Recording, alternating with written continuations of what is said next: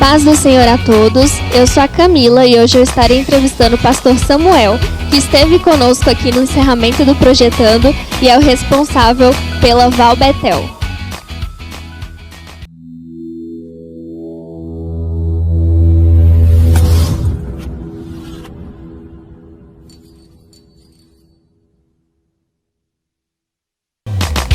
Pastor, muito obrigada pela sua presença, por nos dar esse tempinho para entrevistar o senhor. Eu queria perguntar para o senhor se o senhor nasceu num lar cristão ou em algum momento o senhor se converteu e como que foi o início da sua caminhada cristã? Ok, boa pergunta. Eu nasci no lar cristão, certo? E minha família já envolvida com o ministério. Porém, eu tive o meu encontro mesmo real com o Senhor aos 13 anos, mais ou menos, de 12 para 13 anos. Certo? Que foi aquele encontro mais impactante, aquela experiência, uma questão da chamada também foi nessa data. Por ter nascido em lar cristão, o fundamento é muito bom, né? Que a gente já começa a ser forjado, treinado, né? Dentro daquilo, meus pais eram um homem muito de oração, minha mãe, meu pai, envolvido muito com a obra, e a gente já cresceu no ritmo, né? Mas precisava de um encontro, e acho que é isso que é importante, né? Porque a gente vê muitos filhos de crente que nasce em lar cristão, mas se você perguntar para eles se tiveram um encontro com o Senhor, a maioria das vezes diz que não, devido a isso. Então a gente precisa ter esse encontro para poder, né, dizer assim, realmente eu conheço o Senhor, né? O senhor é o responsável, como eu falei, pela Betel lá do Valparaíso. E eu queria perguntar para o senhor quando foi que o senhor descobriu o seu chamado para ser pastor? Como que é pastorear uma igreja, cuidar de muitas vidas? A gente sabe que não é um trabalho fácil, né? Como que é? A questão da chamada aconteceu muito cedo na minha vida, né? Muito cedo mesmo.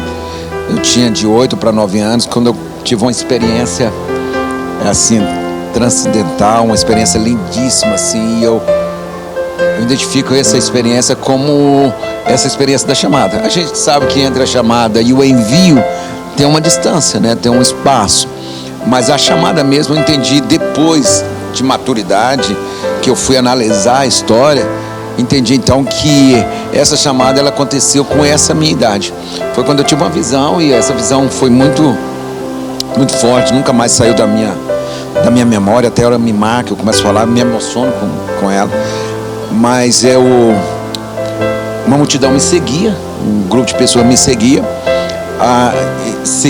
a gente seguia um homem que estava caminhando assim na frente, e em determinado momento aquele homem pega e fala para mim: olha, você não vai mais comigo, eu quero que você anda nessa via.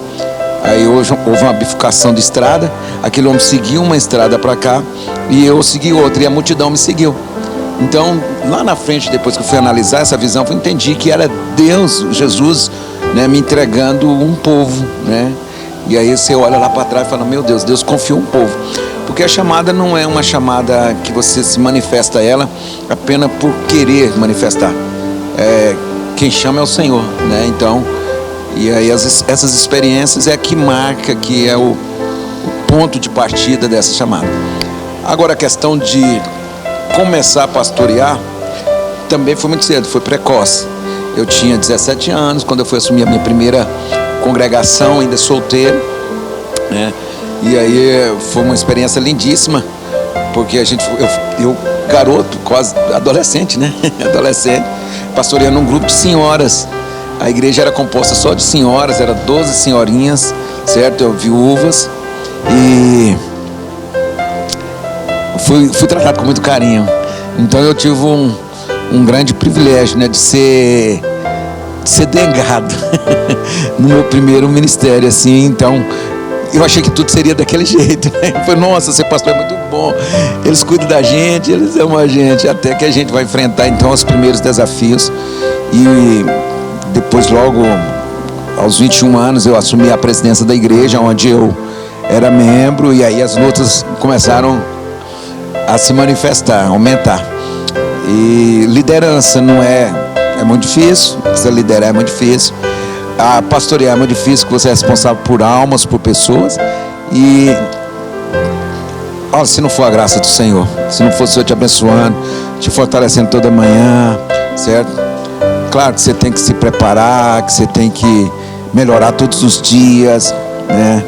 Mas o que flui mesmo dentro da sua chamada é uma unção, é Deus mesmo. Então, acho que em Hebreus fala o seguinte: ninguém toma para si se não for chamado. Então, é o Senhor mesmo que chama e capacita. E nessa capacidade Ele vai melhorando a gente cada dia.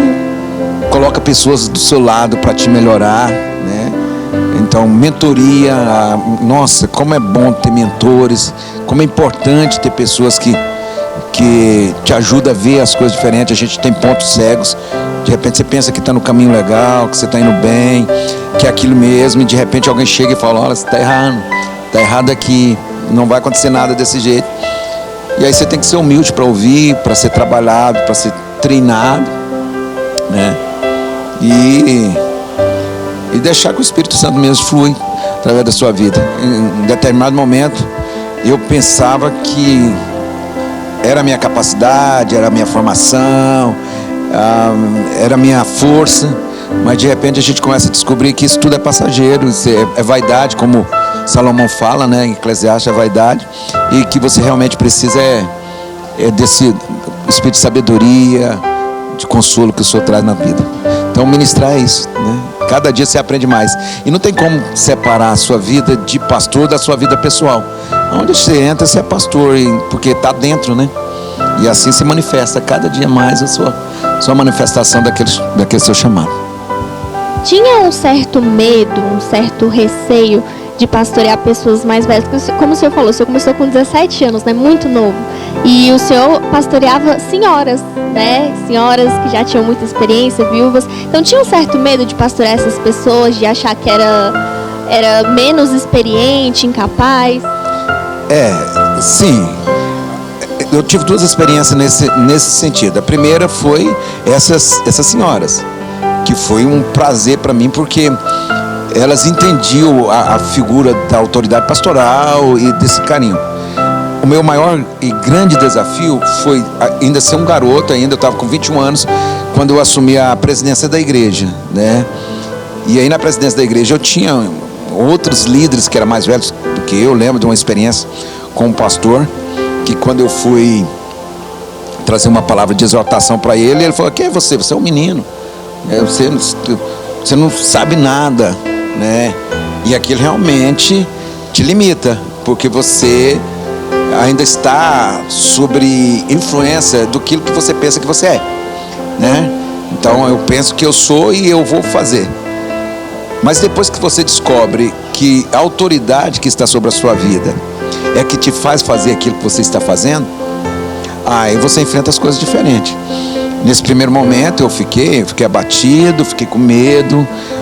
Houve várias resistências. Eu não vou dizer que no meu ministério não houve resistência, houve várias resistências, várias pessoas que não acreditavam.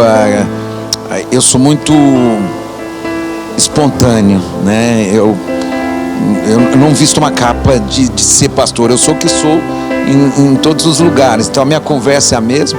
E aí as pessoas olhavam para mim dizendo: não, pô, ele é mundano, né? Ele é muito criança, ele brinca demais, ele não leva as coisas a sério. Sabendo eu que levava assim as coisas sérias, e tinha algo muito forte na minha vida que eu entendi o chamado de Deus a ponto de abrir mão das outras coisas para assumir aquela responsabilidade. Como eu tive que lidar com isso, o que eu fiz, certo? Como eu falei para você, mentoria é muito bom. Eu fui chorando um dia para um pastor amigo meu pastor, na verdade, certo? Por um bom tempo, e depois eu passei a ser pastor dele. Olha a crise, né?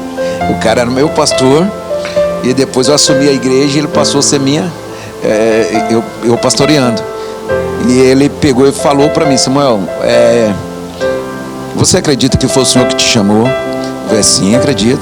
Você acredita que você está debaixo de uma autoridade do Senhor? Você está falando o nome do Senhor? Eu falei: acredito. Eu falei: então é isso que importa. A partir desse dia foi um gatilho para mim poder lidar com essa situação. Até hoje enfrento resistência, hoje mais maduro, mas enfrento sim, e tenho que lidar com isso. Mas superando. Todo dia supera um pouquinho e acreditando naquilo que o Senhor colocou na vida, né? Então, a minha vida passa a ser então um instrumento. E como isso confirma na vida das pessoas? Através de sinais. Como assim sinais? Por exemplo, existe coisa que Deus libera sobre a igreja só porque o pastor falou. Lembra de Moisés? Quando o povo chegou diante, acho que foi Miriam, chega diante de Moisés e fala assim: Deus só fala com você, né? E de repente Deus chama o povo, chama Miriam e fala assim para ela assim: olha, todos eu dou sonho, mas para ele eu falo face a face. E aquilo que ele fala acontece, porque ele fala no meu nome. Parafraseando o texto, mas é mais ou menos assim. Então o que a gente entende? Quando a gente tem essa confiança que você está falando no nome do Senhor e que as pessoas veem os sinais das obras que acontecem a partir daquilo que você falou, daquilo que você ministrou, aí você vai pegando essa confiança e vai deslanchando e vai andando. Mas não é fácil, mas a gente consegue. E quando foi que o senhor veio parar aqui na Betel e se tornou, acredito que a princípio uma ovelha do pastor Fernando, né? E depois se tornou responsável pela Betel do Valparaíso? Então, a minha relação com o pastor Fernando é além da Betel, atrás um pouquinho, certo? Como eu falei para você, que o meu encontro real com o Senhor foi entre 12, 13 para 14 anos, mais ou menos essa data. Teve uma participação muito forte do pastor Fernando nesse encontro. Veja só, como eu falei, a gente já vinha conversando. Eu nasci em um lar cristão, tive a primeira experiência de uma chamada de 8 para 9 anos, mas na adolescência acaba que você é influenciado pelo mundo, principalmente quando você não tem essa experiência que eu falei de novo nascimento mesmo, experiência com Deus mesmo. E aí foi quando eu me afastei um tempo, não afastei da igreja em si, mas afastei do Senhor. Você sabe quando você está afastado do Senhor, né? Mesmo dentro da congregação você está longe de Deus, né? Eu estou desanimado e isso. E aí então, foi quando o pastor Fernando foi para Anápolis, né? E ele foi para pastorear os jovens lá. E uma das primeiras pessoas que ele procurou para poder ajudá-lo nesse ministério que ele estava edificando lá, e ele me viu e chegou e falou assim: olha, cara, você está frio, eu quero ser perto de mim, você é líder, você tem uma chamada, eu quero que você ande comigo, né? Aquele é sobrinho da pastora Vera, já era companheira da pastora Vera, muito, muito certo, as duas viviam junto para cima e para baixo, como mãe e filha, né? E eu ainda não namorava com aquele ainda não. Tinha 12 anos, 13 anos, né? E aí aquela chamada, aquela palavra, aquela mentoria, né, que eu estou falando, me ativou algo dentro de mim e me puxou para cima.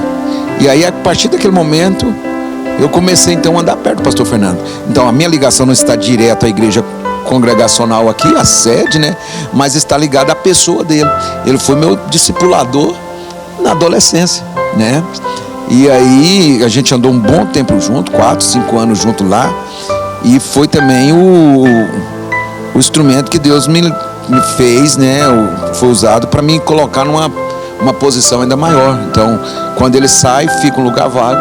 E aí quem assume aquele lugar sou eu na congregação lá. E eu fico como o presidente de jovem. Ele saiu, eu fico como presidente de jovem, mas estimulado por ele. E aí a gente começou. Aí ele veio para cá, né? E eu fiquei em Anápolis, ainda fiquei em Anápolis, fui pastor em Anápolis, da juventude me tornei pastor, fiquei pastoreando em Anápolis durante 10 anos, né? Na igreja nossa lá, fundei um ministério, tem um ministério próprio lá, né? Foi um dos ministérios mais pungente, mais crescente em Anápolis, a nível da gente pastorear uma igreja de 1.500 pessoas, né? Enorme igreja, né? E fiquei pastor dessa igreja durante 5 anos que a gente fundou. E aí vir para cá foi o seguinte: o que aconteceu? Comecei a passar por um processo de perseguição. Acho que na posição que eu estava, e ainda sendo muito novo, comecei a passar por um processo de perseguição muito grande. E eu não estava realmente aguentando aquele momento de perseguição. E aí Deus de repente me coloca novamente perto do pastor Fernando, por um acidente. A gente se encontrou para dar uma conversa, ter uma conversa de discípulo com discipulador. Foi quando alguém que tinha assumido a igreja lá onde a gente é pastor hoje, tinha vindo entregar a igreja. E aí o pastor Fernando pegou a chave da igreja lá e falou: olha, não preciso de você lá não, eu já tenho um pastor para lá. E pegou e me deu a chave, falou assim: pastor Samuel, assume lá a igreja lá. Mas eu estava ligado em outro ministério. Mas a partir daquele momento que ele ligou a chave, foi um ato profético, sem ele saber que era um ato profético, sem eu. A gente fez aquilo até para mostrar pro rapaz lá que ele estava perdendo a oportunidade, né? E aí quando que eu vou saindo para ir embora, o pastor Fernando corre ali, aqui ainda na porta aqui, e falou assim: olha, Samuel, não sei o que está acontecendo, mas Deus está mandando você levar a chave. Daquela data, numa segunda-feira, certo? Na outra segunda eu estava assumindo a igreja, entreguei o ministério lá. Aí é outra história, longa história, certo? E foi quando eu vim para Valparaíso e comecei o trabalho lá. Então a ligação e o caminho foi esse. Mas a gente sente que são encontros divinos. Esses encontros divinos marcam demais o ministério. Falando na pastora Keila, né? O senhor conheceu ela muito novinha, o senhor também era bem novo. A gente sabe que vocês começaram a namorar cedo também. E naquela época era comum, né? Casar cedo, namorar cedo. Mas a gente também sabe que naquela época havia mais respeito dentro dos relacionamentos. Mas ainda assim é difícil manter um relacionamento cristão em santidade, né? Como foi para vocês manterem esse relacionamento dentro dos caminhos do Senhor, mesmo sendo tão novos? Bem, a gente era realmente muito novos, não aconselho de maneira nenhuma. Você falou assim, os tempos hoje são outros, né? Os tempos de ontem era diferente. Na verdade, a carne é a mesma, né? Só muda a forma de se manifestar os desejos dessa carne. Então a gente tinha as mesmas tentações. A gente não pode dizer: não, vocês lá não tinham a tentação que a gente tem hoje. Mas a gente tinha as mesmas tentações, a carne é mesmo, os hormônios são os mesmos, não se converte nunca, né? Não se converte nunca. E para nós que tinha começado um relacionamento muito, muito jovem, muito novo mesmo, na adolescência, aquele tinha 12 anos e eu tinha 15, né? Então a gente era garotos. O que valeu naquela época para nós manter esse princípio, né? Essa segurança, esse limite? Então, formação, certo?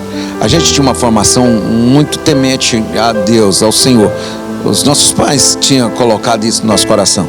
A gente não tinha nem medo dos pais, não tinha medo do pastor, até porque eu sou meio rebelde, né? A minha natureza é meio de rebelião, assim, entre aspas. Vamos mudar a palavra, em vez de rebelião do inferno, do diabo, né? O diabo que é rebelde, né?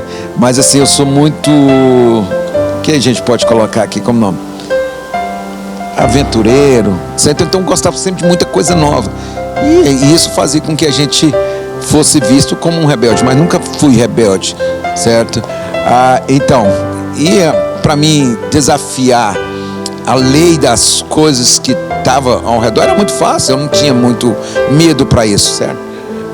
Porém eu tinha muito medo de pecar contra o Senhor. Esse era o meu grande temor.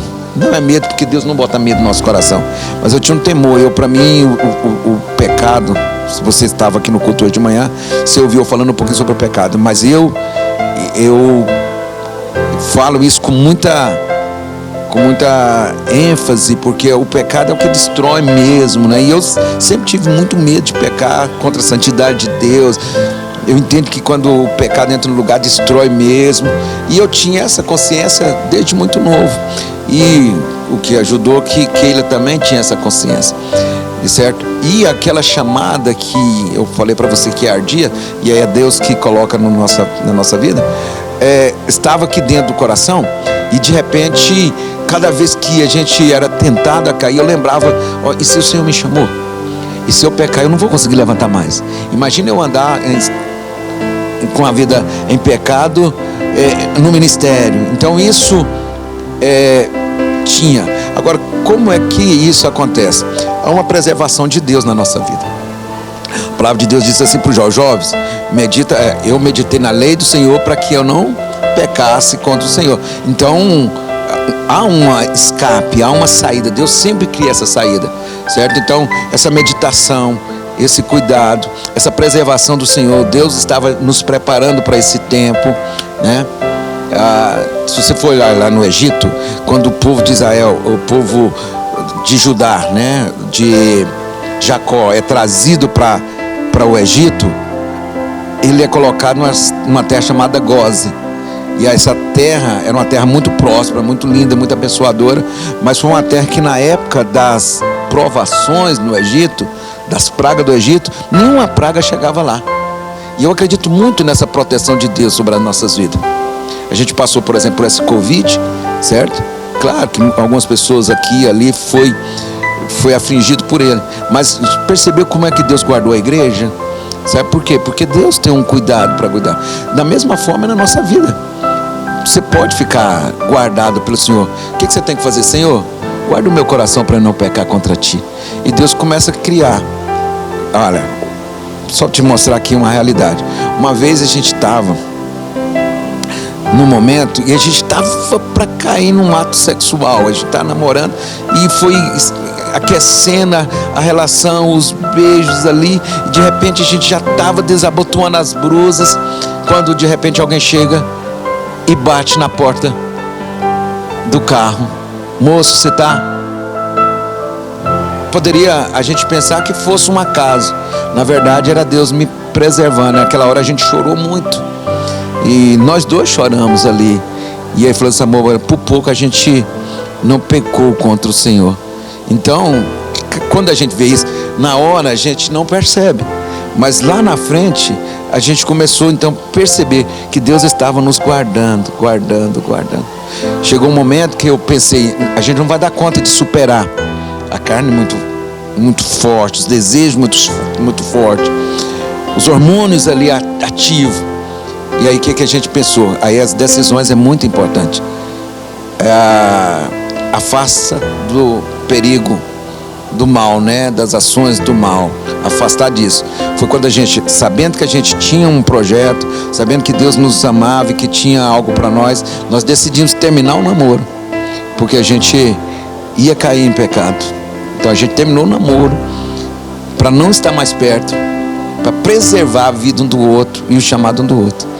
E no exato momento, depois de algum tempo que a gente fez isso, a gente voltou e já com o casamento marcado. Então, para guardar, né? Eu falo isso emocionado, porque é um sacrifício. Né? Mas que vale a pena, vale. Porque hoje Deus me deu uma família abençoada, um ministério abençoado. Um momento, no mundo tereis aflição. Um momento de ataque muito forte sobre a nossa vida. Deus nos guardou de uma forma poderosa. Não nos livrando da fornalha, que às vezes foi lançado em fornalhas superaquecidas, mas preservou a gente com vida para a gente estar aqui falando hoje. E isso foi o quê? Foi uma escolha que a gente fez em manter o coração santo diante do Senhor. De tudo. Pastor, para finalizar, a gente encerrou Projetando hoje debaixo de muita unção. Todas as ministrações foram cheias do Espírito Santo de Deus, foram realmente muito boas. Eu queria perguntar para o senhor o que o senhor espera desse ano de 2022 para a Igreja Betel, para a Igreja Brasileira, para a vida do Senhor. Olha, eu estou falando com você e estou arrepiando aqui, até uma unção aqui, que não é só um encontro, aliás, não é só uma entrevista, é um encontro divino aqui, tá lindo o seu trabalho, parabéns, certo? O trabalho de vocês está, parabéns, até os que estão lá atrás das câmeras também, parabéns. Então, eu comecei falando sobre o desafio de enfrentar um ano, né? Nós somos motivados a pensar a partir de um tempo passado. Então você olha para trás, né, isso psicologicamente falando, aí você acaba criando um reflexo para o próximo ano. Ou seja, esse ano foi bem, né, tantas lutas, tantas coisas, e a gente, dentro de uma fala, a gente até é positivo, né, a gente está cheio de entusiasmo, mas lá dentro a gente está com temor. Por quê? Porque aquilo que a gente passou gerou em nós essa imagem para o próximo ano. Então tem muita gente olhando a sua vida para o futuro, né, por reflexo. Eu não aconselho você viver desse jeito. O homem de Deus é aquele que enfrenta o passado, projeta, vive o presente e projeta o futuro. Enfrenta o passado, as cargas do passado. O passado foi bom, as águas passadas foram boas para nos fazer mais fortes.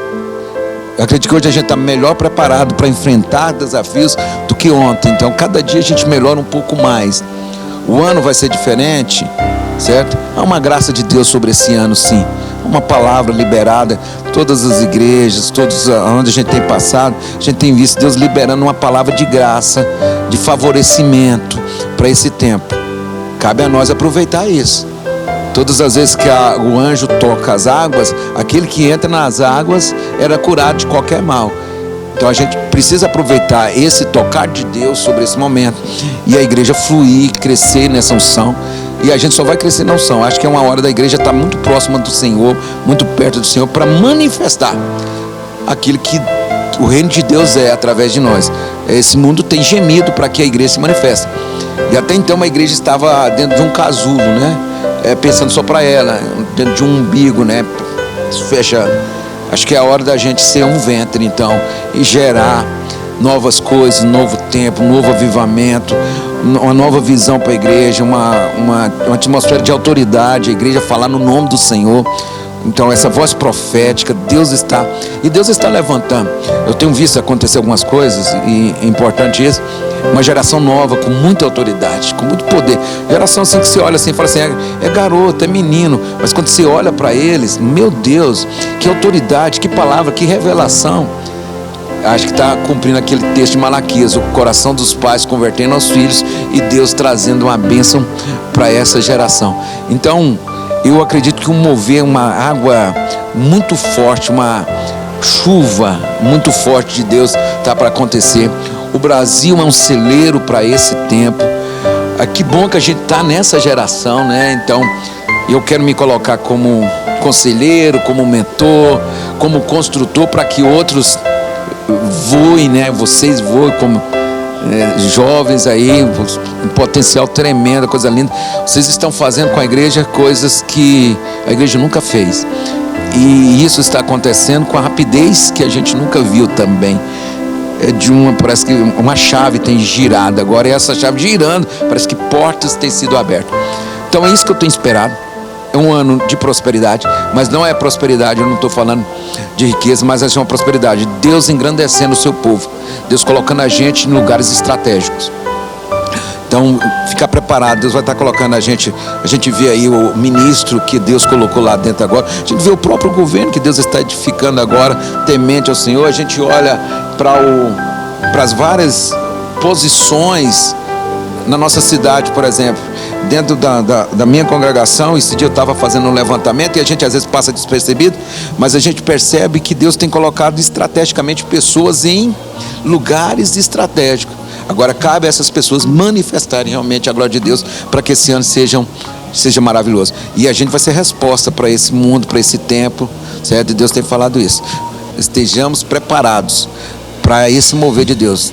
Está soprando. E quando o Senhor sopra, o mar se abre. Quando o Senhor toca, a cura vem. E a gente precisa estar pronto para poder viver isso aí. Pastor, muito obrigada pela entrevista. Que Deus continue abençoando o Senhor, abençoando a Val Betel. E continue acompanhando as nossas entrevistas. Esse foi mais um episódio. Acompanhe também os cultos do Projetando. E eu espero vocês na próxima entrevista. Deus abençoe vocês.